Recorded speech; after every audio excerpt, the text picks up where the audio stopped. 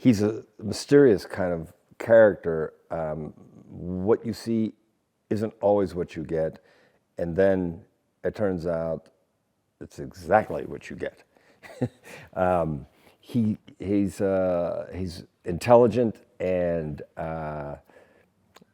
realistic in that he totally understands and accepts the world in which he lives, and which is, in this picture, a dangerous world. He lives among other assassins.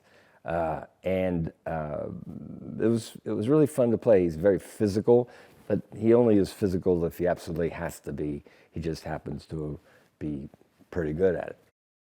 Well, Martin does this as well as anybody, if not better than anybody. If you look at some of his film work, especially his action sequences, are just great. And he might be the most organized director I've ever worked with. I've never seen anybody this specifically organized and very clear about what he's shooting, how he's shooting it, why he's shooting it. Maggie Q is something to watch in this movie, man. I mean, she's very pretty and has these scenes where she's quite feminine, and then she just beats the shit out of a bunch of guys. And it's really fun to watch.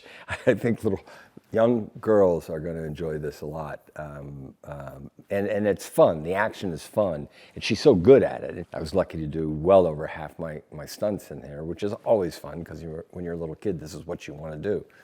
But there was just stuff that there are stunt doubles who are just better than I am at doing it, and I'd be a fool not to let them shoot some of those shots better than I can.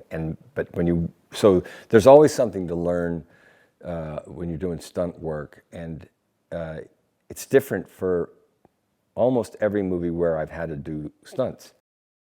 So what happens is, at first it's just a job, and it looks like I'm just going to show up and I've got this well in hand, because Rembrandt's done this kind of thing a lot. Basically gets hired to come in and be the cleanup man, and do whatever he has to do to make sure the job gets done. So he realizes real early, because he's very intelligent and his instincts are really good. When he sees some of the damage she's done, he thinks to himself, "Oh, this is going to be harder for everybody than they thought," because they kind of think this will be easy. We'll just take her out. And I realize, they don't realize who they're dealing with. So I'm intrigued by that.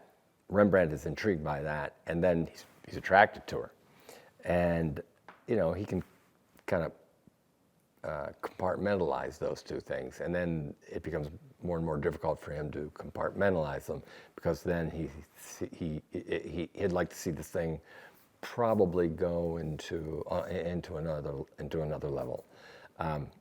So already it's not a relationship you see a lot in movies like this, which made it fun for me.